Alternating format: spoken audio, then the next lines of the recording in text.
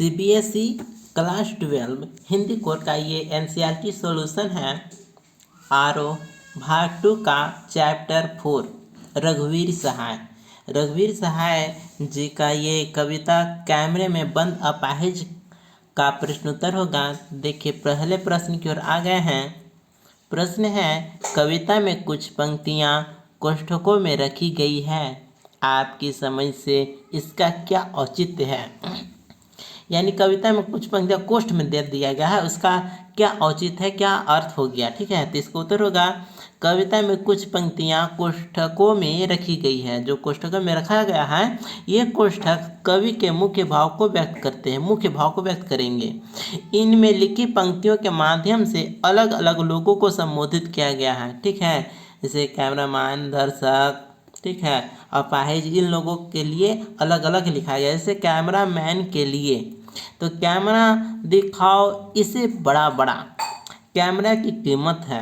फिर है दर्शकों के लिए क्या औचित्य है, तो हम खुद इशारे से बताएंगे क्या ऐसा, यह प्रश्न पूछा नहीं जाएगा।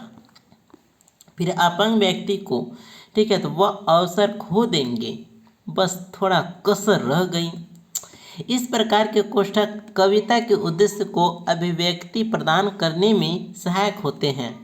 वे दर्शकों एवं श्रोताओं के मध्य संपर्क स्थापित करने का कार्य करते हैं। इनके द्वारा ही निर्देशों का आदान प्रदान होता है।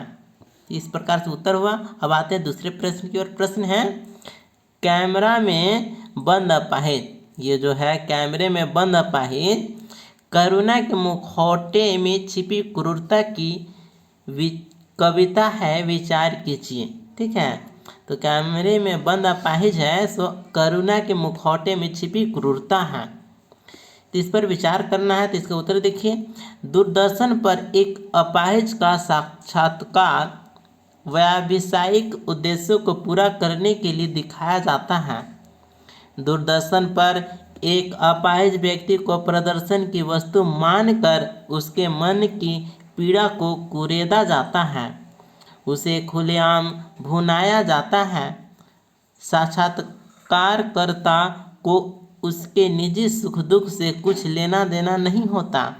यहाँ पर कवि को कहने का तात्पर्य ये है कि दूरदर्शन पर दिखाए जाने वाले इस प्रकार के अधिकांश कार्यक्रम केवल संवेदनशीलता का दिखावा करते ही नहीं बल्कि बिना किसी लोक मर्यादा के उसका फायदा उठाने से नहीं चूकते।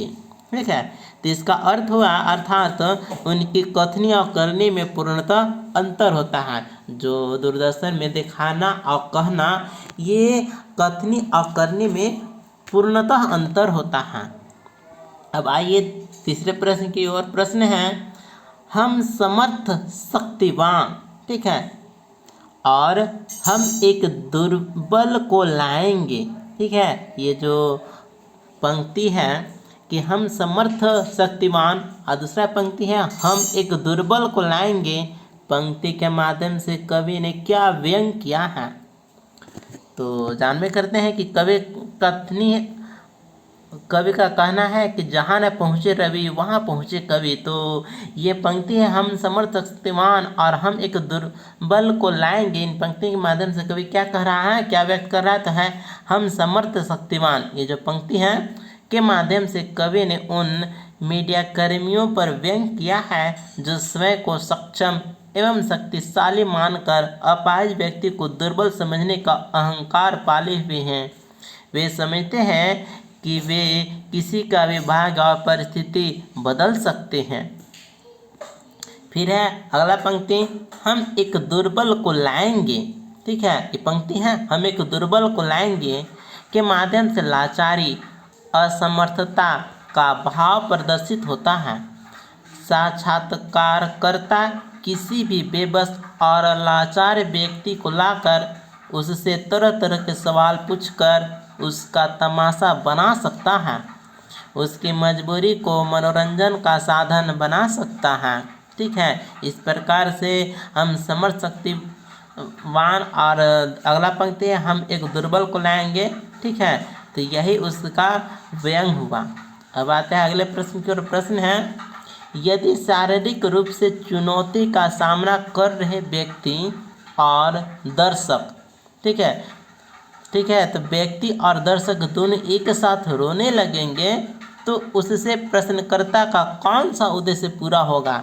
जब प्रश्नकर्ता प्रश्न करते हैं कि आपको कैसा महसूस होता है, यानी जो शारीरिक रूप से चुनौती का सामना कर रहे व्यक्ति और दर्शक दोनों एक साथ रोने लगेंगे, तो इसमें प्रश्नकर्ता का उद्देश्य पूरा हो जाएगा और उसको जो प्रश्न कर रहा है उसका अर्थ समझ में आएगा। ठीक है, यदि शारीरिक रूप से चुनौती का सामना कर रहे व्यक्ति और दर्शक दोनों एक साथ रोने लगे तो उससे प्रश्नकर्ता लोगों का ध्यान कार्यक्रम की तरफ आकर्षित कर पाएगा। जब कार्यक्रम की तरफ आकर्षित कर पाएगा तो उसका ज़्यादा प्रसारण होगा, ज़्यादा लोग देखेंगे, इसलिए ज़्यादा इनकम होगा। ठीक है, उनका कार्यक्रम देखने के लिए ज़्यादा से ज़्यादा लोग प्रेरित होंगे।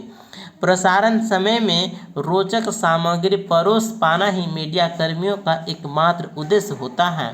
इससे धन और यश दोनों की प्राप्ति होती है। ठीक है, कोई भी काम ऐसा धन के लिए ही किया जाता है और धन प्राप्ति के लिए दोनों को रोवाना चाह रहे हैं ये प्रश्नकर्ता। फिर अगला प्रश्न देखिए, पर्दे पर वक्त की कीमत है।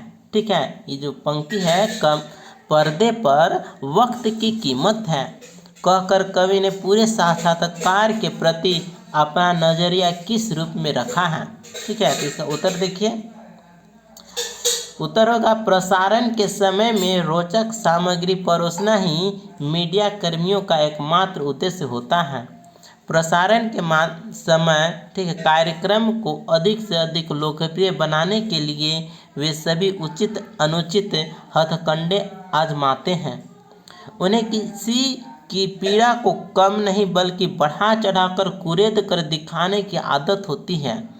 मीडिया कर्मी को सिर्फ व्यावसायिक उद्देश्य पूरा करने से सरोकार रहता है। वे निर्माण की पूरी कीमत वसूल करना चाहते हैं। किसी भी पीड़ा को व्यावसायिक रूप देकर वे सामाजिक जिम्मेदारी की पूर्ति का दिखावा मात्र करते हैं। ठीक है, तो सभी का अपना अपना उद्देश्य होता है। फिर है उसके आगे कविता के आसपास से प्रश्न उत्तर। पहला प्रश्न देखिए, यदि आपको शारीरिक चुनौती का सामना कर रहे किसी मित्र का परिचय लोगों से करवाना हो तो किन शब्दों में करवाइएगा। ठीक है, तो पहला चीज़ कि वह तो दोस्त है और दूसरा चीज़ है कि शारीरिक चुनौती है, तब लोगों का परिचय किस प्रकार कराइएगा। तो इसका उत्तर होगा, ये मेरे मित्र प्रकाश जी मेरे पड़ोसी हैं। ठीक है, उसका परिचय इसी प्रकार करेंगे ना कि नाम बताएंगे, उसके बाद करेंगे कि मेरे पड़ोसी हैं। जन्म से ये अपाहिज है किंतु इन्होंने कभी भी इसे अपनी कमजोरी नहीं बनने दिया। ठीक है, उसके बड़ाई हम कर रहे हैं, बल्कि पढ़ाई, कंप्यूटर आदि क्षेत्र में महारत हासिल करके अपनी उम्र के अन्य छात्रों से आगे निकल गए और अपने अथक परिश्रम के बल पर क्षेत्र में कंप्यूटर प्रशिक्षण संस्थान की स्थापना की। आज ये दूसरों के लिए प्रेरणा स्रोत है, यानी हम अपने दोस्त की बड़ाई करने लगे। फिर है उसके आगे अगला प्रश्न है, सामाजिक उद्देश्य से युक्त, एक पंक्ति है, सामाजिक उद्देश्य से युक्त ऐसे कार्यक्रम को देखकर आपको कैसा लगेगा, अपने विचार संक्षेप में लिखें। तो इसका उत्तर होगा, सामाजिक उद्देश्य से युक्त ऐसे कार्यक्रम को देखकर मुझे कार्यकर्ता के अमानवीय व्यवहार पर घिन आएगी। ठीक है, जहाँ पर हम देख रहे हैं कि प्रश्नकर्ता जानबूझकर दर्शक और उस व्यक्ति को रुलाने का लिए बहुत कुछ कह देते हैं। ठीक है, तो अपने उद्देश्य को पूर्ति करने के लिए अमानवीय व्यवहार कर रहा है, तो ये घिन का विषय है। पीड़ित के मनोभाव समझकर मुझे दुखद अनुभूति होती है। मैं जागरूक नागरिक के तौर पर इसका विरोध करूँगा। ठीक है, तो ये इसका आंसर हो गया। इस प्रकार से ये चैप्टर रघुवीर सहाय का कैमरे में बंद अपाहिज यहीं पर कंप्लीट होता है। मिलते हैं अगले वीडियो में। Thank you.